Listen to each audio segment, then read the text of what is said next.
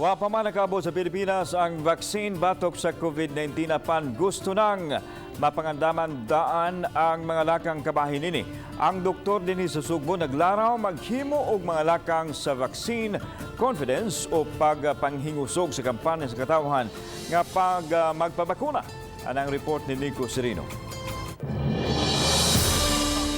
Mga strategies ug mga lakang aron makasabot ang katawhan kabahin sa COVID vaccine. Kini ang sentro sa virtual meeting niadtong Sabado sa mga doktor ug ubang health professionals ug mga stakeholders. Takip sa mitambong sa meeting ang direktor sa Health Promotions Bureau sa DOH, Dr. Beverly Ho. Alang sa infectious disease specialist Dr. Brian Lim, importante nga maplano ng daan unsa ang buhaton ug unsaon paghingusog sa kumpiyansa sa katawhan sa vaccine. Siya mismo mihimo og informal survey sa mga health professionals kung andam ba sila magpabakuna. I surveyed the 167 health professionals and I asked them, will you have yourself vaccinated? Well, all of them said yes, but they said, depende sa brand. Will you have yourself vaccinated or wait for the other brands after a year?